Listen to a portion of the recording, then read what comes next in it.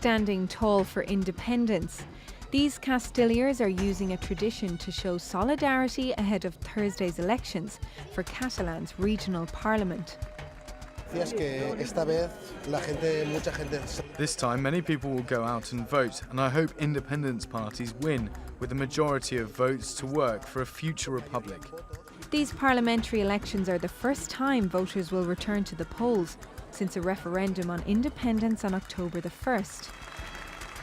Spain's Constitutional Court declared the referendum illegal and turnout was low, but most of those who did vote wanted to split from Madrid.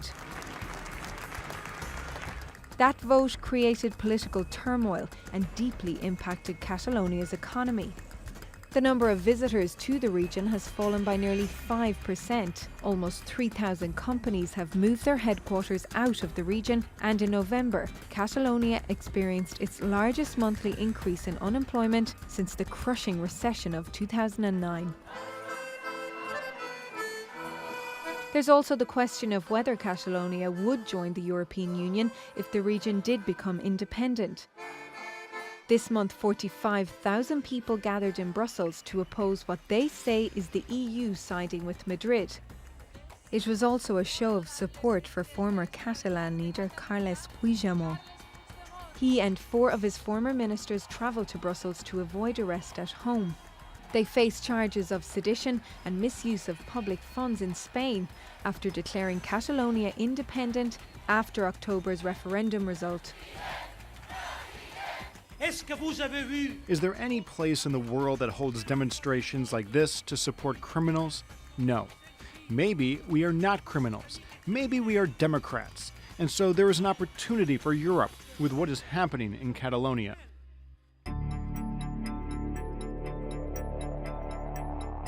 Back in Catalonia, 7 political parties are campaigning for votes.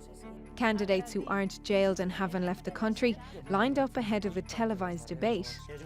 Their policies range from wanting independence from Madrid.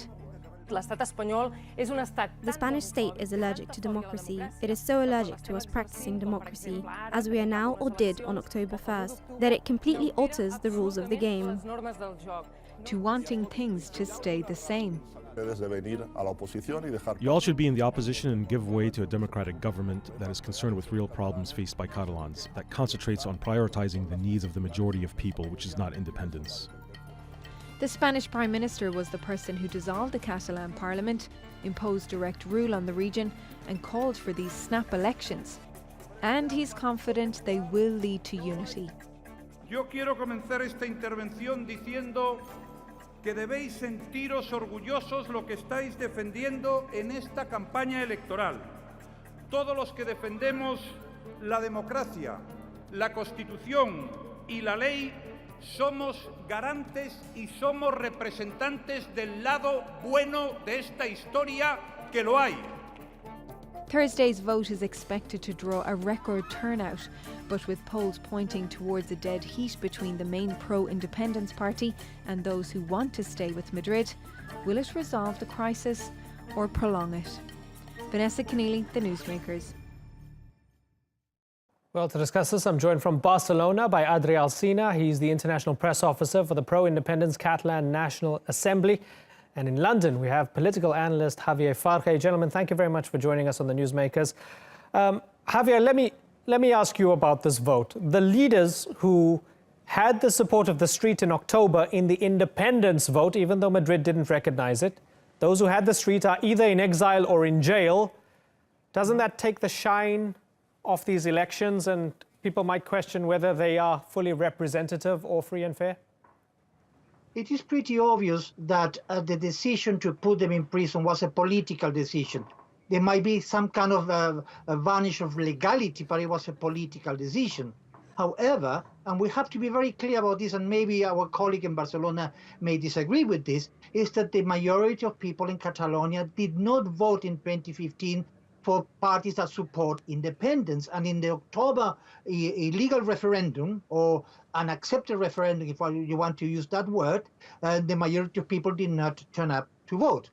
It takes a bit of the shine, yes, but also at the same time, the pro-independence party have been campaigning freely. They have set up their own candidatures, they have set up their own program, and the opinion poll seems to suggest that they are neck and neck with Citizens, which was until some time ago an irrelevant party in Catalonia, and they are, as we know, the Citizens, Ciudadanos, is a unionist party. So even though it takes away some of the shine of the elections, the pro-independence party are free to vote. And not only that, this should be an incentive for the pro-independence movement to vote for independence, for pro-independence parties, considering the fact that the main leaders are in prison. Right.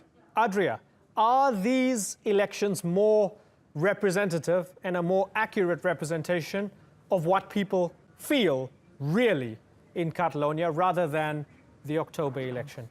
I think they are different situations. In October the 1st, what we had was a referendum. People were being called to vote on whether they wanted independence or not.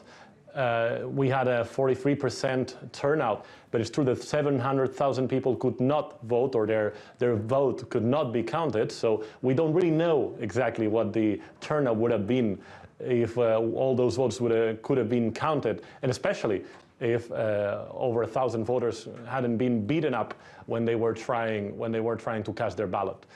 And now what we have is a very strange election, because you can't really label it as democratic when it has not been called by the government of Catalonia, when most of the candidates are either in prison or in exile, when, for instance, there's been a crackdown on social media, on websites. The website of the Catalan National Assembly, for instance, of the ANC, which is the major pro-independence organization, is still blocked, remains blocked by the Spanish police, by the Guardia Civil, without any notification whatsoever. And also many acts, many events have been banned.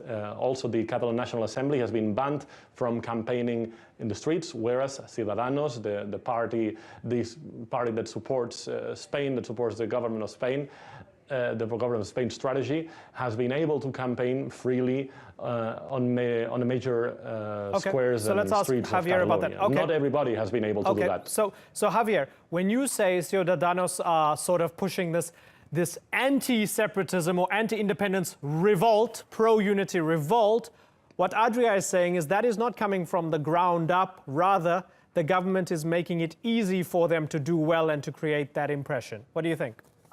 I don't agree with that. I don't agree with that.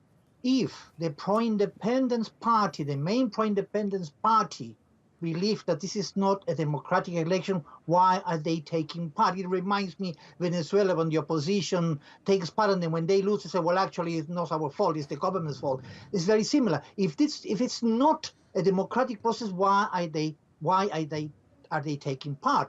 In relation to what he said about the referendum, the 1st of October referendum, it is true that there was a great deal of repression, which was regrettable, and it has to be condemned, because the way they behave against unarmed people was appalling, but that cannot be considered the reason why the majority of people did not turn up to vote. At the same time, we mustn't forget that in the 2015 local elections, only 48% of people voted for pro-independence parties. Right. If we're going to deny the democratic element of this particular election, let's go to the last one, and still the majority of Catalonians do not want independence. Certainly. Let me take something that you said there. So, Javier makes an interesting point there, and he condemns what he calls repression. There are a lot of people who support Madrid's position say there wasn't any repression. So it's interesting to hear that from Javier. And I myself, when I spoke to young people there, many of them were on the fence. But then the day after, when they saw police beating up their fellow Catalans, they decided they want to push for independence and they want to become secessionists. Be that as it may, and as Javier said, that is regrettable. Adria, would you agree that doesn't make the referendum any less illegal? It was still illegal under Spanish law. Just because police beat people up, it didn't suddenly make the movement a righteous one, right? No, that doesn't make it right or wrong. The vote was illegal according to the Spanish government, and according to most Spanish institutions, it was legal according to the Parliament of Catalonia.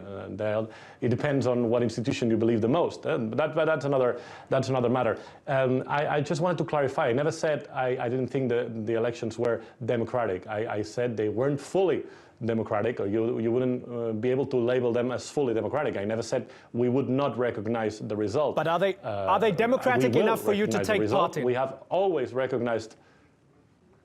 I mean, we will recognize the result, because we'll never hide when the ballots are put in front of us. We will recognize the result. What we are asking is exactly to the Spanish government whether they will recognize the result in case the pro-independence parties take it, in case the pro-independence parties win and revalidate their absolute majority. Will the Spanish government, will Mr. Mariano Rajoy recognize and acknowledge they were wrong and that they applied 155 and direct rule against the majority of the Catalan population? Well, this is going to be interesting, because they have, and that's why they called for the election. Let's have a little listen to what Mariano Rajoy had to say very recently about what he wants to see happening during this election. I know the Catalan economy is paying the price of so much lack of loyalty and so many adventurers. But I can assure you, we will heal the wound caused by this rupture by filling the ballot boxes with votes. That's interesting. So, Javier, here's a man who was, calling them separatists, they were causing havoc, they were traitors, and so on. Now he's saying he's going to heal the wounds after this election. Should Catalans really trust him? Because he was really, really harsh on them over the past 2 months because he believed they were treasonous. The irony is that Mr. Mariano Rajoy, who was a weak prime minister because he didn't get a clear majority in the last two elections, has become now a strong man in Spain. Actually, the Catalonian pro-independence movement have done Mr. Rajoy a big favor. Now he is stronger than ever, and the calls for him to resign have been completely sort of fizzled away because of this situation. Of course, the Catalonians who are pro-independence don't have any reasons to trust him. By the way, when our colleague in Barcelona says that the government banned the referendum, the referendum is banned by the constitution, under which the Catalonian regional government has been ruling the region. So it's not the government, it's the constitution that doesn't allow pro-independence referenda. But again, that's another matter. In relation to Rajoy, yes, I mean, but the problem we have here at the moment is that because of the stubbornness of the pro-independence movement, not everybody, but some of them, many of the parties within Spain who would have liked to have a more flexible approach to independence were cornered, because basically what the pro-independence movement was doing is breaking the actual law under which they are supposed to operate. So it consolidated Rajoy's mandate, which is ironic because, before all this nonsense, all this mess, he was quite weak. But at the same time, I understand why they might have reasons. Now, unless there's going to be a fraud or the elections are going to be rigged, there's no reason to believe that the result cannot be recognized. So they cannot trust him politically, but if the pro-independence movement is as strong as they claim to be, and I doubt it, then this is the chance they have to consolidate their position and then force Spain to negotiate some kind of settlement, if not to get, maybe not to get independence, but to increase the autonomy of Catalonia, because the 1978 constitution that created these regional governments is very old, it's almost 40 years old, and it has to be refreshed. So then let me ask you, Adrià, are you now in a position where you're willing to say, hey, let's get a better deal? Because the argument before the referendum was argue for a better deal, don't push to break away. You have a good thing going. Maybe you're not happy with some of the funds that are being taken out of Catalonia. Maybe you're not happy that Madrid disrespects you. Get a better deal. Don't break away and form a new country. Is that back on the table now, given that Madrid seems to have won and the pro-independence movement had the zip and the sting taken out of its momentum over the past 2 months? I think it's very cynical to suggest that a better deal, as they say, is the best solution. Of course, a better deal is always the best solution, and of course the pro-independence movement has always willing to sit on the table. Problem is that on the other side of the table, there's never been anyone to sit down with and to discuss with. Mariano Rajoy refused once and again in 2014, in 2015, in 2016 to sit down at the table with different Catalan presidents who were asking for either deals, for negotiations on referendum and not referendum, and on better deals for Catalonia. There's never been any will, any goodwill from the other side. So it's very cynical to suggest such. Okay, so Javier, let me add to that the fact that if Puigdemont returns from Brussels, it's very likely he'll go to jail, right? So doesn't Adria have a point that there isn't really the goodwill from the other side because they want to crush this leadership that pushed for that vote that they said was illegal? Well, they have dropped the legal case against Puigdemont, so he can go back, and I'm sure that they can negotiate this. By the way, the problem I have with what our colleague in Catalonia said is that we wanted to negotiate. No, we wanted to negotiate independence, and the government in Spain was never going to accept that as a basis for a negotiation. So there was no way they were going to be able to negotiate that.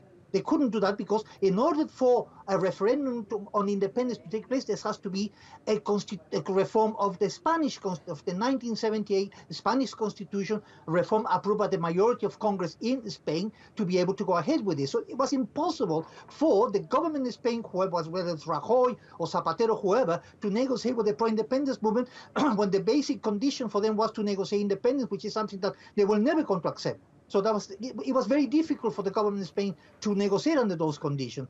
At the same time, I think it's important, and I've said it before, that the 1978 Constitution has aged. It's 40 years old next year. It has to be renewed because things have changed a lot in Spain, and there is a need to extend the autonomous powers of the regional assemblies and the regional governments to make the situation better and to prevent this kind of suicidal pro-independence movement in Catalonia, which, let's face it, it has totally failed.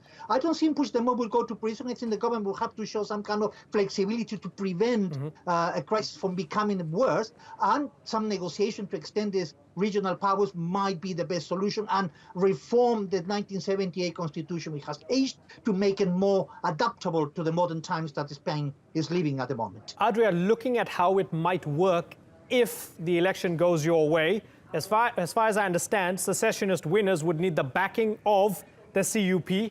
They're radical leftists. They demand immediate unilateral independence for Catalonia. So then the elections go your way, you need the help of the CUP, they say we need to break away, they call for breaking away, and won't we just see October repeat itself and we'll see Madrid clamp down and we're back to square one, right? Well, I think Madrid doesn't have a plan for what happens if pro-independence parties wins. They've bet all their power on reaching a majority of pro-union parties, and now they're starting to see that may not get their will. They are starting to see that perhaps the Popular Party, the PP, the ruling party in Spain, might come in last in Catalonia and become utterly irrelevant, and so they don't have a plan B. So again, the question is, will they acknowledge, will they recognize this result and therefore recognize a government, a pro-independence government in Catalonia or not? If you recognize a pro-independence government in Catalonia, you have to sit down with them and start negotiating. Start negotiating what? A referendum, better deal, whatever. I mean, you have to sit down at the table and bring some options, bring some proposals. Again, what has never happened in the past, not in the 90s, not in the 2000s, not in the 2010s, is that the Spanish government has never come down to negotiate this better deal, as they say. Not referendum, no better tax, no better financing, no better laws, no better culture protection, nothing. So again, it's very cynical. Yeah, of course there could be a better deal, and I think even the coup might be inclined to negotiate at first, or not. But problem is, there's never been that offer. So again, the question is, Mr. Rajoy, Mr. Prime Minister, would you sit down the table and start negotiating with a pro-independence government or not? Because otherwise, why are we holding these elections? So Javier, is the lesson then for Mariano Rajoy? Treat these people with a bit more respect and you might actually get what you want without any trouble, and Spain will be strengthened. Oh, I agree with that. I agree with that. It should be negotiations. That's the only way you can get out of this mess. Our colleague says that the government in Spain doesn't have a plan, but the pro-independence movement doesn't have a plan either, because they declare independence, and what then? So everybody is in a bit of a sort of a mess at the moment.